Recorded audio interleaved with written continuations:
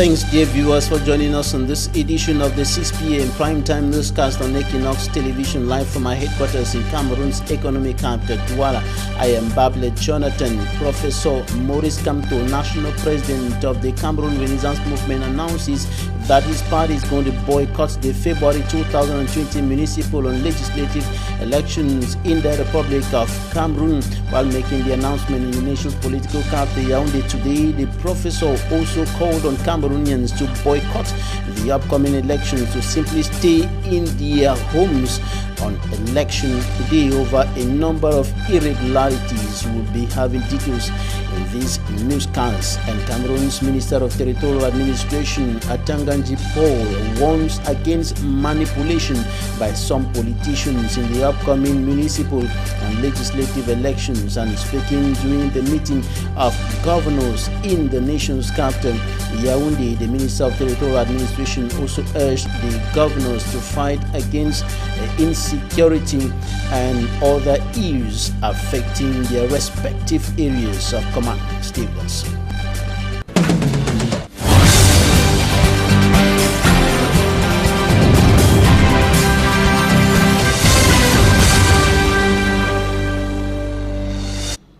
Opposition politicians in the Republic of Cameroon are decrying what they qualify as a maneuver by administrative authorities in collaboration with the ruling Cameroon People's Democratic Movement (CPDM) political party to ensure a massive win for President Paul Biya and the CPDM in the February 2020 municipal and legislative elections in the Cameroon. Speaking on the weekly magazine program Draw the Response on Equinox Television at the weekend, they also indicated that CPDM militants and administrative authorities, some of them, are campaigning and doing everything possible to ensure the rejection of the list of candidates coming from opposition political parties. Details with EQUINOXE.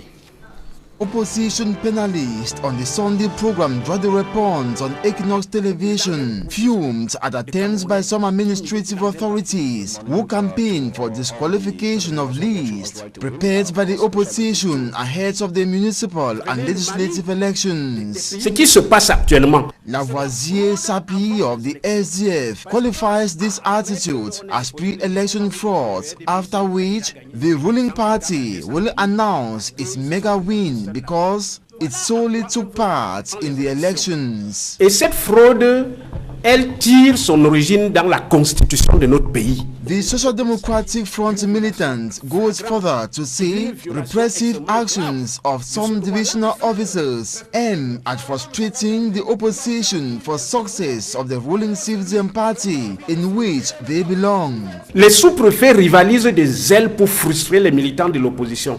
That they no longer act as administrative authorities serving the population, but serving the regime for their political and egoistic gains. Un partisan au départ. Representatives of SDF, CRM, PCRN and other opposition parties, victims of difficulties encountered from the CPDM, say it is a plan by authorities to crucify the opposition for the continuous existence of the Paul Biya's party. Je dis que c'est faux. Pascal Masanga Nyamding of the ruling CPDM refused the administration is in any alliance with the CPDM against the opposition. Du point de vue idéologique au Cameroun, The die-hard CPDM militants admit there exist troublesome government authorities who commit atrocities independently but are considered doing so in the name of the CPDM party, which is all wrong. That no CPDM militant can plot against the opposition by conniving with the CPDM. aucun militant du RDPC ne peut accepter cela. The civil society, on its part, thinks the administration is made up of hidden CPDM militants with role to manipulate elections on the advantage of the party in power. Il faut questionner fondamentalement le principe de la neutralité de l'administration camerounaise. In the field, the opposition, like the CRM and reform parties, cried foul when chiefs of the taxation branch offices ordered payment of fabulous sums of money by candidates in Banga and Abombang before acquisition of their tax clearance to participate in the twin elections next year. The Director of Taxation, despite these cries, has remained dormant even after signing a communique stressing it was free of charge. November 25th has been deadline for investiture files to be deposited. Most of the opposition candidates have not done so because of the order to pay fabulous sums before obtaining their tax clearance. That is the situation there. Many opposition candidates are facing enormous difficulties in completing their application or their files for the respective positions of responsibility, and some of the candidates and political party leaders are blaming the administration for what they consider as illegal actions of some of the administrators. Barrister Ashu Emmanuel Agbo, president of Reform Political Party, for example, complains and decries the fact that, according to him, some administrative officials have asked some of his militants to pay the sum of 50,000 francs CFA to obtain a document which the law says, or it has been stated that the document is supposed to be given to the candidates free of charge. And this is what is happening. And at the moment, many elections Cameroon branch offices are still expecting files from the different candidates of the opposition political parties, as well as the ruling Cameroon People's Democratic Party and, of course, Democratic Movement. And, of course, our reporter Hemini Luka was in some branch offices of elections Cameroon in the littoral region. Her report. November 25th, 2019, as per the electoral calendar for the upcoming legislative and municipal elections, it is the D-Day for the submission of files. A few minutes before midday and a couple of hours to the end of files reception, this is what we observed at the Douala 2 Elecoms branch. Empty halls, no candidate showing up, rather a few have been collected at the stations for the proper registration, which ends at midnight. Jumbisi Maurice, head of the Douala 2 Elecoms branch. Pour l'instant, à notre niveau, nous n'avons pas reçu. We haven't received any files. Candidates are rather picking up their attestations. Attestation d'inscription sur les territoires. Same atmosphere at Elecoms Douala 5 branch. Alors ce matin, cette journée tout entière est le jour délai.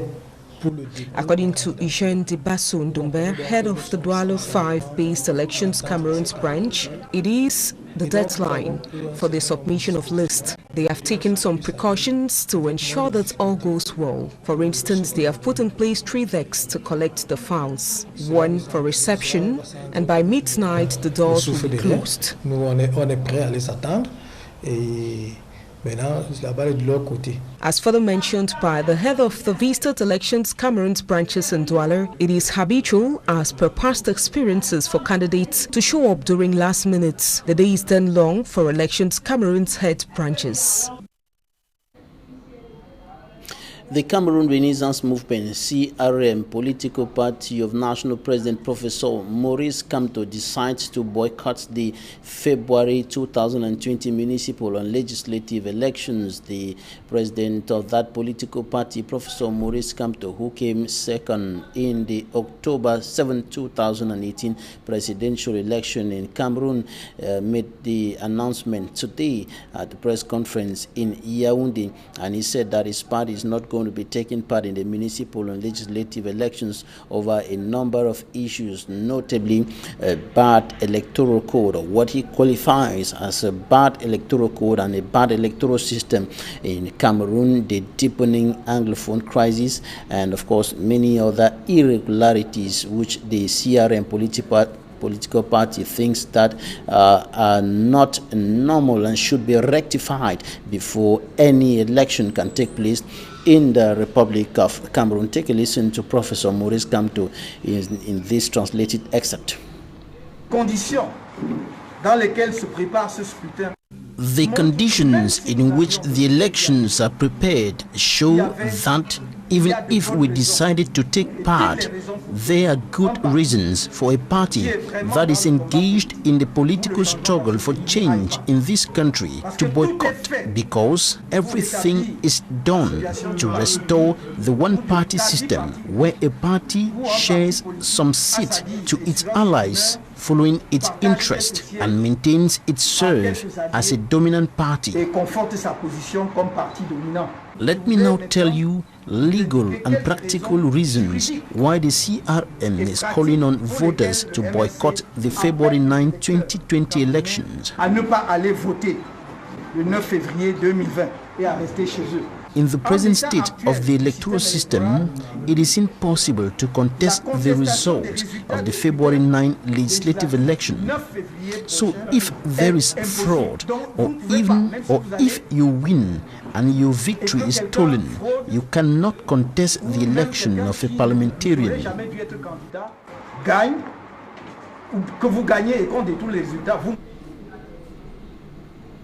Professor Maurice Kamto, National President of the Cameroon Renaissance Movement, CRM political party, speaking the Cameroon's Minister of Territorial Administration, Atanganji Paul, warns against manipulation by some politicians, notably during the February 2020 municipal and legislative elections. He was speaking today during the meeting of governors of the 10 regions in the nation's political capital, Yaoundé, and the Minister of Territorial Administration called on the governors to ensure the respect of the law and the security of persons in their respective areas of command during the municipal and legislative elections. He also urged the governors to fight against incivility or poor civic behavior of citizens, crime, urban disorder, cross-border insecurity, traffic of arms, and illegal drugs. And of course, he urged the governors to do everything possible to fight against these issues affecting the different regions of the Republic of Cameroon. Now over to the southwest region of the country. Correspondent Derek Jato brings us updates on the struggle to restore peace and normalcy in the two Anglophone regions of the country, notably within the context of the Peace and Sensitization Initiative taken by the Prime Minister, Chief Dr. Joseph John Gotti. Derek Jato has more. Honorable Mary Mebuka heads home to her native Njan division. This member of parliament attended the major national dialogue in Yaoundé, and today she is going back to her grassroots population she represented at the dialogue to tell them the outcome, talking in the language of their own. Honorable Mary Mebuka made a door-to-door campaign in Mundemba, the divisional headquarters of Njan division, before inviting everyone for a peace meeting through a town crier.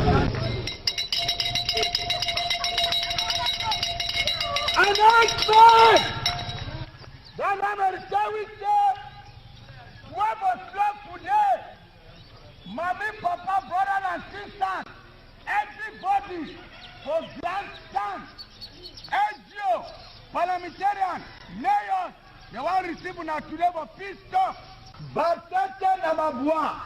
From one neighborhood to another, this leader of the Njan divisional delegation of peace caravans faced many questions. I want to ask questions. Say they want to talk to who today?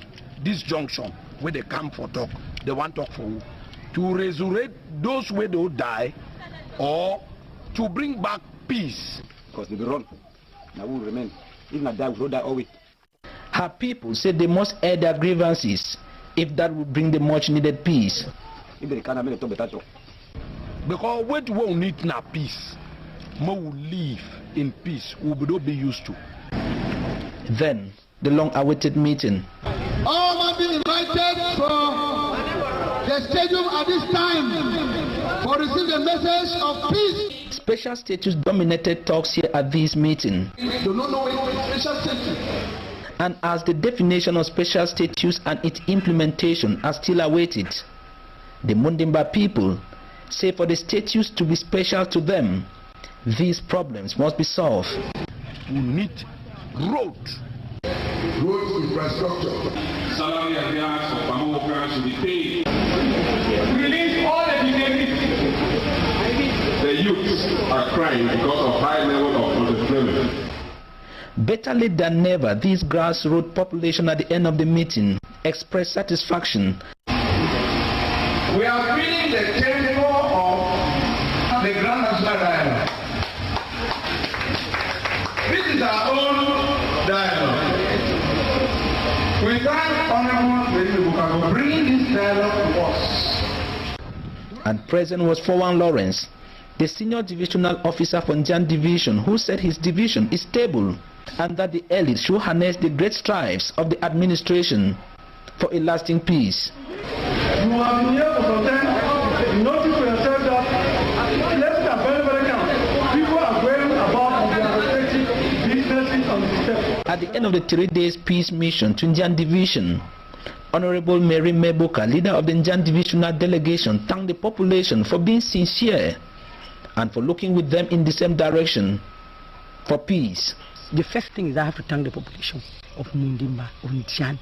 I have to thank them, that willingness to collaborate. Thank you so much for the engagement and for the commitment.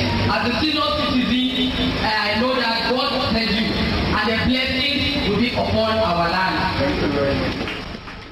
Delay is dangerous. They all agree that whatsoever must be done should be done now. Derijato reporting there from the southwest region of the country, and the National Commission for the Promotion of Bilingualism and Multiculturalism continues with efforts to solve problems linked to the bilingual and multicultural nature of the Republic of Cameroon. That commission now has a branch office here in Douala in the littoral region of the country, and the regional branch of the National Commission for the Promotion of Bilingualism and Multiculturalism received the Secretary General of the Commission, Dr. Chia Safo, today, and shortly after the visit he spoke to the press. Take a listen to this extract of what he said. National Commission for the Promotion of Bilingualism and Multiculturalism, in its strategy to reach out to the population so that it would be easier for citizens who suffer language or culture-based discrimination. If they suffer such discrimination, it should be easier for them to find a place where to complain. But if we are only in Yaoundé, you will not expect all citizens to move to Yaoundé to lay their complaints. So within the framework of the action plan of the Commission, the President of the Commission, in full implementation of the very high instructions of the Head of State, who during his swearing-in ceremony before Parliament for the ongoing mandate prescribed that the promotion of bilingualism, multiculturalism and living together be accelerated. So this is one of the strategies to accelerate the promotion of bilingualism, multiculturalism and living together by putting into place, deploying on the field the regional services of the Commission. Out of Cameroon, protesters in the Democratic Republic of Congo have stormed the United Nations peacekeepers' camp and burned the town hall in the eastern town of Benin, and security forces fired at the demonstrators in an attempt to disperse them. The protesters are angry about what they see as the failure of the authorities to deal with an armed Islamist group which has killed dozens of people in the region. Coming up next, Talking Point.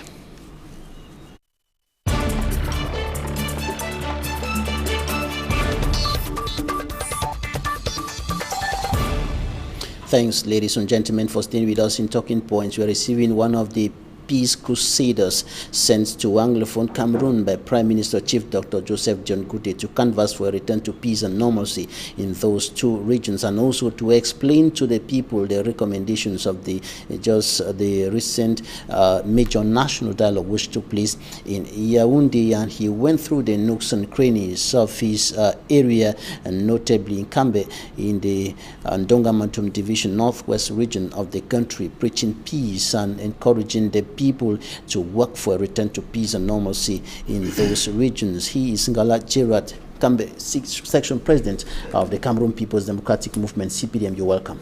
Thank you very much, Mr. Babila. Thanks for having me, and good evening to all the televiewers of Equinox. Before talking about the peace initiative, which you were championing in the northwest region of the country, notably in your area in Kambe, first of all, your reaction concerning the decision of the Cameroon Renaissance Movement to stay away from the upcoming municipal and legislative elections. Well, thank you very much, Mr. Babila. I just heard the news about 2 hours ago. I was surprised because I knew they were going for these elections and we were getting ready to have a political battle on the field. And you know, sometimes politicians take decisions based on what they see on the field. It's easy to talk about politics, do politics, but sometimes to have political representation is very difficult. So there may be many reasons behind what has transpired today with Maurice Kamtouk calling on the MRC not to participate in the upcoming elections. There are many reasons you can cite the possibility of not having candidates maybe in 100 council areas that they cannot compete. It will be difficult. Maybe not able to represent themselves in about 80 seats out of the 180 in parliament. To get candidate in all the 180 seats, it must be a well-established political party. It's not easy. So they might have discovered that, well, it's difficult for them to compete, but they have other reasons. But I know it's very difficult because, like in the past presidential election, they were not represented in half of the polling stations in the country. So it's very possible that he may think they are going for a loose battle, and it has happened before. Other political parties have boycotted before, and we have more than 300 political parties in Cameroon that will be competing. So for me, it's no news. As what he qualifies as a bad electoral code, a bad electoral system in Cameroon. Yeah, I think Professor Maurice Kamtouk is somebody I respect so much, and once elections were convened, I knew he was going for elections, and he himself had started organizing his party to go in for elections. Why wait till the last day of today? That's a question you have to ask yourself.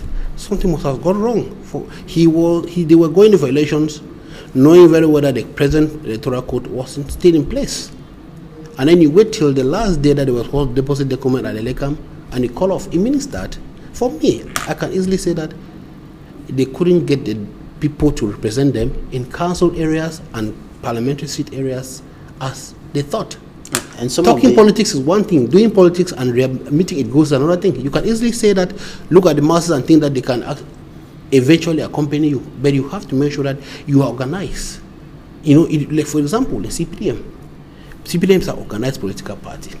You see people are in various areas going on their normal activities without getting involved the national chamber of the party, because we are organized.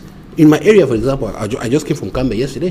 What I was doing in Kambe was prescribed by the Secretary General, under the supervision of the President of the party, but I was the President of my council area in managing how we build up the council list under the supervision of the person who was appointed with the committee. To have those people around the whole country, my friend, it's difficult. And sometimes a politician like Maurice Kamtouk may want to play the game and just call off, knowing that it's difficult for him to be represented in many areas. Apart from Douala, Yaoundé and the West, where else will he be represented? They're also complaining that their militants who wanted to run for the municipal and legislative elections face so many difficulties in the completion of their files, and they are blaming this on administrative bottlenecks. Well, those are claims that one cannot just accept because you haven't seen proof of what he has said. Myself, we had difficulties establishing certain documents because there are certain procedures you have to follow to get certain documents, which we had to do. At times I thought I was just going to get a document on the day, but I had to take 3 days to be able to get this document because, for example, you have to pay land taxes to be able to get your certificate of non-indebtedness, all those sort of things. So you have to follow certain procedures. If you don't follow those procedures, how do you expect an official sitting in an office to just give you documents when you have not presented the right elements that will accompany him to give the documents? I don't think that can be a reason, because I don't see any reason for somebody refusing to issue a tax indebtedness document when you have paid all your taxes, for somebody to issue a certificate of residence when you are resident in Douala. Why should they refuse? I was going to ask you the difficulties that candidates face, notably candidates of your party, the CPDM, and candidates of other parties in the northwest region where you're coming from, with regards to the unstable socio-political and security climate in that part of the country.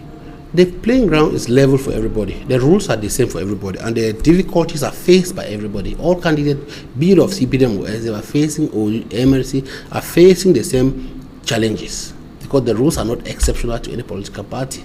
Yes, for the North and South, we have some difficulties because establishing some court documents will be difficult because some courts are not functioning in certain areas. But then some people could establish a document at the level of the region. So I think that those challenges were not really there, because some people could not get to the divisional level to establish like the certificate of non-conviction that is normally issued in the area where you were born. But they could do it at the level of the central region, or with maybe at the level of the northwest region if they have the presence of the court of that division in Bamenda.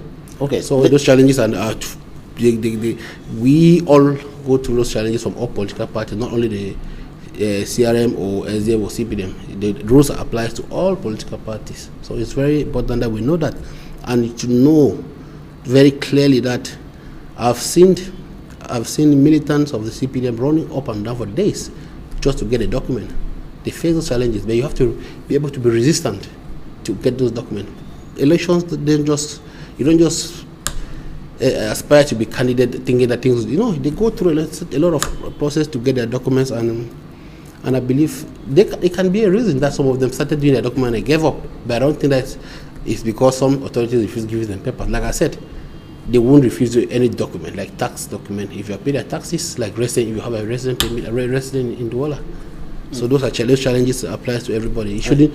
I don't think that can be a reason for CRM for boycotting the elections. Some opposition politicians are accusing the administrative officials of doing some manipulation in collaboration with your party, the CPDM, to ensure a massive win for President Paul Biya and his party in the upcoming elections. There is something you have to understand. If they were to do that, why did the president not convene the regional election before the municipal elections? He could have equally done that with the overwhelming majority that the CPDM has. So I think that cannot be a reason. Those are claims that people just go around and make. But I don't really think an administrative officer will sit in his office and refuse to issue a resident permit when you have proof of residing in that area. It will be difficult. Those are people who are trained for the job, and I don't think somebody will just be going against normal things that somebody from the CPDM will bring the documents to get a resident certificate established. Another one will bring the same document and he refuses because that person belongs to a political party. How do you even know that he belongs to that political party? Myself and Babila can go to the jail's office to establish a resident permit, resident certificate, and they don't even know whether you belong to the CPDM, to the CRM. The judge doesn't know whether those people belong to those parties. So why would he refuse? Because he doesn't know. It's not written on the face that you be a CRM militant or CPDM or SDF. So those claims, I cannot accept them. I cannot believe on those claims. They have to, like I said, for me, I know the first thing is getting the representation nationwide, which is the difficult thing. I'm telling you that they were not represented in half of the polling station in the whole country. And when you don't have that, you already lose. You start the march at a losing end before getting into the real battle. So it is difficult. Sometimes you have to think, and it's very expensive. All right, let's talk about the peace initiative put in place by the Prime Minister, Chief Dr. Joseph Diangote. We saw you moving through the nooks and crannies of Kambe, where you are the CPDM section president, and you went preaching peace to these people, explaining the recommendations of the major national dialogue to the people. Do you think that this initiative is going to yield the expected fruits? After the major national dialogue that was held in Yaoundé, I've made 3 trips to Kambe and to Donga Mantonga as a whole, trying to educate my people on the need to remain peaceful. We've seen the sufferings that others have been going through in other divisions, and it is very important that we as elite do something to make sure that our people remain peaceful. We always accept that there is a problem, and there are problems that need to be solved. We went to Yaoundé, like I said before, to talk on behalf of our people, not on behalf of CPDM, not on behalf of SDF, but as English-speaking Cameroonians. And it is important that when we go to Yaoundé and get certain major recommendations on the table to the president, through the prime minister, and some people of bad faith are only there to distort the minds of the people at the level of the villages, it's important that we go out there and tell them exactly what happened. When we tell them exactly what happened and what we're expecting, and the time frame that we think those recommendations will be implemented, at least they will be focused while waiting. Because the worst thing is to start poisoning their minds before the implementation of those recommendations. So it was important that we go to the base. Babila, if you see what is happening at some places, when I travel to Nkambe and I pass through Bui and I look at what is happening there, I feel like I should cry. I feel like crying. What's the situation on the ground? Yeah, because you see places where activities were being carried out, bush. You see those areas deserted. And you imagine what is happening. What is it that people have just disappeared out of within a second? What are the people going through? Because they were living from the petty trade that they were doing along the street. The place is bushy, and you cannot imagine. I imagine the ambience I used to have when I stop at the squares in Kumbo, when I stop at the park in Kumbo, and see the way activities were going on. Do you think by doing this to the population, is that the way we are going to achieve any certain independence that we're asking for? Do you think by keeping children at home for 3-4 years will yield or will lead to the independence of the state they're talking about? When you look at what is happening, you put 1 and 2 together. Look at the fighting even between the leaders of the self-proclaimed state, and you ask yourself, are these the people I can really follow? And for me, I always tell my people that we should love each other despite our ideological differences. And that's what you were preaching to the people. But there are some Cameroonians, English-speaking Cameroonians, who think that this initiative spearheaded by the Prime Minister is a fruitless venture, is another vain kind of endeavor that's not going to yield the expected fruits. And that's why I heard some of the people talking in the report saying we need concrete actions that will solve this problem. We don't need talking again. We don't need a lot of talking and speeches and so on. Babila, if you listen to my interview on the 6th of November, you will have heard me calling on the president to implement the recommendations from the Mission-Nigeria Dialogue as soon as possible. But some of those recommendations have to go through the parliament for it to be debated before voted into law. There are things that have to go through the National Assembly. They don't just go implementing things that have not followed the right procedure. We are in a state of law, with a constitution with a fundamental norm of this country that is guiding the way we manage in this country. So while they are preparing, because like I said before, that the president will give us, we have recommended a special status that was going to be implemented by the president after he has gone through the parliament, but he knows exactly the expectation of the Northwest and the Southwest. He knows what we are going through at the moment. So he should know exactly what we want by now. From the cries from left and right, he should know exactly what we want. So we should wait patiently, peacefully, but calling on him to do that as soon as possible. How is that so difficult for people to understand? How do you want to name a child when the mother has not yet given birth to the child? How do you go criticizing a child that is still in the mother's womb when you've not even seen the child? You want to name the child, you want to criticize the child. It's not possible. Let's wait and see the content of the special status. Then we, myself, I will be able to criticize if I think that it doesn't meet the expectations of the people of Northwest and Southwest. We should wait peacefully. Why keeping these children, innocent children at home? Why will you tell them tomorrow? Those are the things I was telling people in the village, that please, I've come with a message of peace, forgiveness and reconciliation. These were my words. Whether you killed somebody before as an armed fighter, or somebody did something wrong in the village, from today, you are forgiven. And we welcome you back into society because we don't want you to be in the bushes. Those were the words I sent out to my population. What did they say in response? The response is there. You saw it for today. It was there, clean and clear. More than 700 children went to school today in most villages when I visited with a message. You see the joy. You will see people expressing happiness. You know, you will see that some of they felt like they were in a bond, tied in a bond, and they got loose.